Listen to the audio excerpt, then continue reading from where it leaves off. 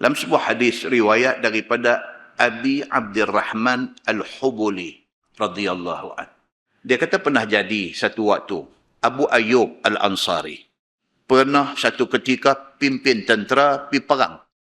Fafurriqa baina sibyan wa baina ummahatih. Macam biasa bila habis perang, harta rampasan, orang-orang tawanan dibahagi-bahagikan. Dalam kalangan orang tawanan itu ada as-sibyan, budak-budak, budak kecil. Ada ramai budak-budak kecil ni telah dipisah-pisahkan antara budak kecil ni dengan ummahatihim, dengan mak-mak mereka. Bila dibahagikan, mak dapat kat kawan ni, anak pergi dapat kat kawan tu. Maka terpisah mak dengan anak di dalam pembahagian itu. Fara'ahum yabkun. Abu Ayyub Al-Ansari ni, dia panglima tentera. Bila dia tengok sahaja, apabila dipisahkan mak dengan anak ni, anak-anak menangis. Anak-anak menangis. Mak pergi sana, dia mai ke orang lain. Anak-anak ni menangis. Tengok mak pun menangis. Faja'ala yaruddu sabi ila ummih. Dia yang jadi pimpinan tentera ni, bila tengok keadaan macam tu, hati tak boleh tahan.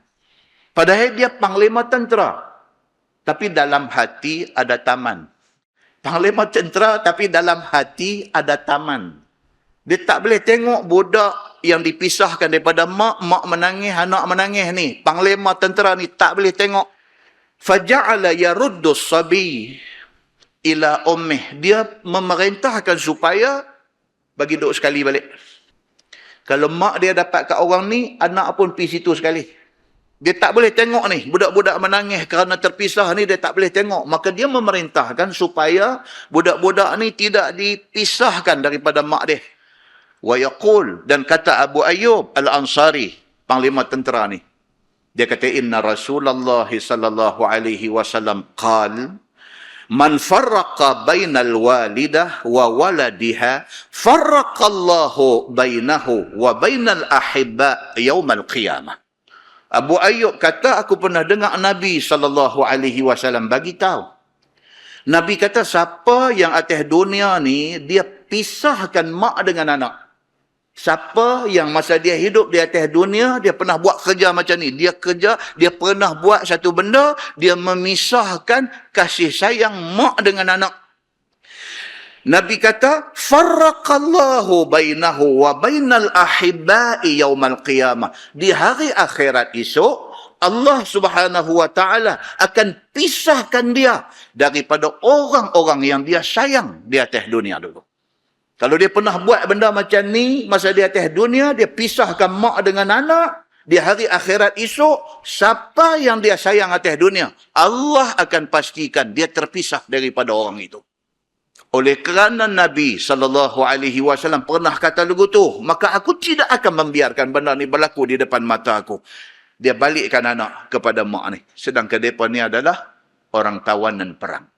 Muslimin dan muslimat yang dirahmati Allah sekalian. Maksud dia apa tuan-tuan? Islam ni satu agama yang cukup toleran.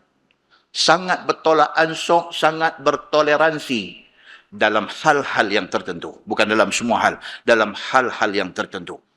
Dan apabila benda tu telah disebut oleh Nabi SAW, maka benda tu akan dipastikan diikut oleh para sahabat Nabi ridwanullah alaihim ajma'in. Dalam sebuah hadis riwayat daripada Abdullah bin Amru bin Al-As radhiyallahu anhum.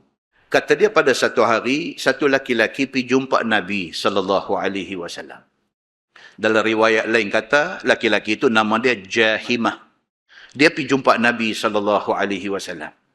Fasta'zanahu fil jihad. Dia minta izin daripada Nabi SAW, dia nak pergi berjihad. Tuan-tuan, sahabat-sahabat Nabi dulu, duk tunggu nama naik ke tak untuk panggilan jihad. Duk tunggu ni, nama naik tak naik. Kalau nama tak naik, sedih ni tak tahu nak apa. Pergi jumpa Nabi SAW, pergi minta dekat Nabi nak berjihad. Di antaranya dia ni, Jahimah ni, nama tak naik. Bila diumumkan nama orang-orang yang akan keluar berjihad, keluar pergi perang sabilillah bersama dengan Nabi SAW, nama dia tak ada dalam senarai. Jahimah ni pergi jumpa Nabi SAW, fasta'zanahu fil jihad. Pergi minta izin kepada Nabi SAW, ya Rasulullah, saya nak pergi. Saya nak join dalam tentera berjihad ni. Qala Rasulullah SAW, Nabi kata ke dia, Nabi kata, ahayyun walidak? Nabi kata, aku nak tanya kamu, mak ayah ada lagi kah? Mak ayah hidup lagi kah? Qala na'am. Jawab dia kata ada. Mak ada lagi, ayah pun ada lagi. Qala Rasulullah SAW, fa fihima fajahid. Nabi kata, kalau mak hang ada lagi, kalau ayah hang ada lagi, hang pi dekat depa dua-dua ni, hang berjihad untuk depa. Maksud hadis tu apa dia? Pi berbakti kepada depa. Muslimin dan muslimat yang dirahmati Allah sekalian. Maksud dia apa, tuan-tuan? Maksud dia, buat baik kepada ibu bapa itu adalah jihad di sisi Allah Subhanahu wa taala. Kita ada satu dia panggil fiqh al-aulawiyat. Fiqh keutamaan. Hak mana yang kita nak bagi priority, bagi keutamaan, hak mana yang kita nak secondary, nak nombor dua kan. Nak pergi perang jihad ataupun nak jaga mak ayah. Kita duk nampak perang jihad tu dahsyat. Kita tak nampak jaga mak ayah itu lebih utama. Maka Nabi SAW peringat kepada Jahimah ini. Peringat kepada dia, kalau kamu ada mak ayah, kamu pergi jaga mak ayah kamu ini. Dalam hadis lain Nabi kata apa? Fa innal jannah tahta rijlaiha. Nabi kata kerana sesungguhnya syurga dia ada di bawah dua tapak kaki mak kamu. Nak pergi cari syurga dalam perang jihad, sedangkan syurga dia ada bawah tapak kaki mak. Pergi berbakti dekat dia, syurga dia ada situ. Han tak berbakti dekat dia, han nak pergi buat benda yang lebih besar pada pandangan hang sudah silap. Kerana syurga dia ada bawah tapak kaki mak hang. Kata Nabi SAW. Tuan-tuan muslimin dan muslimat yang dirahmati Allah sekalian. Cuba kita renung. Okay? Saja kita ingat balik. Kita lah, tu saya kata orang lain kita. Bila kita dapat satu good news, satu berita baik, siapa kita bagi tahu dulu? Bini kita lah. Kita habaq kat dia, kita dapat satu berita baik, kita dapat naik pangkat. Dekat bini abang dulu. Dekat mak, kadang-kadang terlupa nak abang. Terlupa. Tak teringat kat orang tua tu. Salahkah kita habaq kat bini kita dulu? Salahkah? Tak salah. Tapi keutamaan siapa? Mak dulu. Mak dulu. Dia sambung nyawa nak beranak mai ke kita. Terlupa kat dia. Tu kita. Tapi bila kita ditimpa musibah kesedihan. Bila kita ditimpa musibah kesedihan, kita cari siapa? Balik pejabat bawa kereta melelong-lelong pergi rumah mak. Pergi bersedih di depan mak. Pergi minta mak tolong doa. Bila kita berjaya, kita dapat bonus. Siapa kita habang dulu? Bini kita habang dulu. Tapi bila kita gagal, kita berduka, siapa kita cari untuk jadi tempat untuk kita luah kedukaan kita? Mak kita. Pasal apa? Pasal kita duk habaq kat bini kita, dia duk dengar separuh jalan dia lena, tuan-tuan. Dia tak dengar habis lagi cerita kita dia lena. Kita ni duk cerita kat dia ni, duk cerita sedih ni, abang ni sudah macam ni. Antau dah, abang hari tu company offer VSS. Abang tak ambil lah. Pasal kita anak kecil-kecil lagi, abang tak ambil VSS. Tadi pergi office, tengok-tengok, dia retrench abang. Abang kena buang. Kita ni tak kira lah punya sedih ni, sebab ni tak tahu nak abang. Tak tahu bunyi dia sampai Singapura dah. Dia lena tuan-tuan, kita tengah doa abang dia lena. Akhirnya kita nampak siapa? Tempat yang kita kalau kita cerita, dia dengar cerita kita dengan taat siapa? Mak kita. Dia tak pernah, mak kita pergi cerita kat dia, dia tak pernah lena kalau kita duk cerita. Dia dengar walaupun dia tak boleh buat apa. Dia dengar tu 50% kedukaan kita hilang. Bila kita bahagia, kita peluk siapa? Peluk bini. Bila kita berduka, kita peluk mak kita. Bila nak pergi bercuti, bawa siapa? Bawa bini ya. Bila kita nak pergi kerja, bila kita sibuk, anak tinggal kat siapa? Tinggal kat mak kita. Orang tua tu dulu dia bela kita, hari ni dia bela anak kita. Bila mai kita punya anniversary, Oh, ulang tahun perkahwinan. Kita beli hadiah kat siapa? Kita beli hadiah dekat bini kita. Tapi hari lahir mak kita. Hari lahir mak kita. Kita pun tak ingat bila. Nak kita beli hadiah apa? Tak ingat pun. Lah ni ada WhatsApp group family. Adalah kakak kita ingat. Kakak kita, abang, hari ni hari lahir mak. Baru teringat.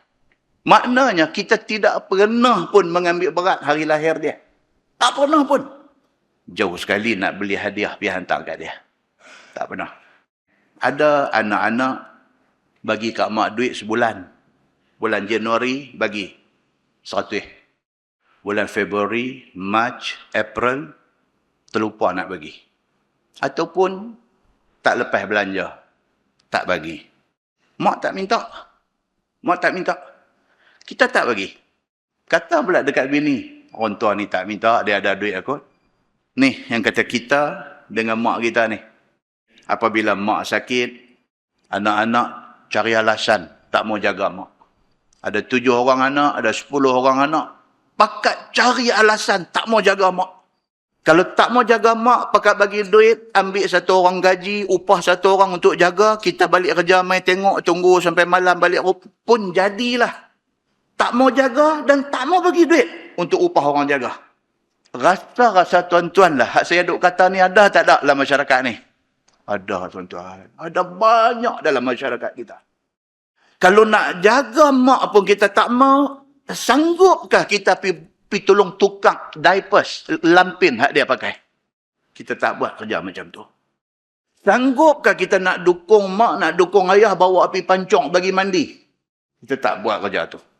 Apatah lagi sanggupkah kita berhenti kerja kerana nak jaga orang tua ni? Tak mungkin kita akan buat benda tu. Sedangkan hadis kita baca tadi, Nabi SAW bila satu orang main minta nak pergi jihad, Nabi kata no, hang ada mak ada ayah tak? Ada balik pergi berjihad dengan mak ayah hang. Pergi jaga dia, pergi berbakti dekat dia. Hang boleh jaga dia, bermakna hang berjaya dalam jihad hang. Pergi jaga dia. Pasal apa? Pasal Nabi SAW kata, syurga ada di bawah 2 tapak kaki mak hang. Muslimin dan muslimat yang dirahmati Allah sekalian. Paling menyedihkan dalam episod mak ayah ni dengan anak-anak ni, paling menyedihkan apa dia? Mak mati, anak tak solat pun jenazah dia. Paling menyedihkan. Last yang kita boleh buat dekat dia apa dia? Kita semayang mayat dia, kita doa kepada Allah, minta Allah ampunkan dosa dia. Hak tu pun kita tak buat. Bila orang tua ni dah tak ada, apa jadi tuan-tuan? Mulalah kita merepek dalam Facebook. Kita merepek di dalam Facebook, kita tulis apa? Tulis mak, saya rindu mak. Mak, saya sayang mak. Mak, saya minta ampun kat mak. Itu dialah kita.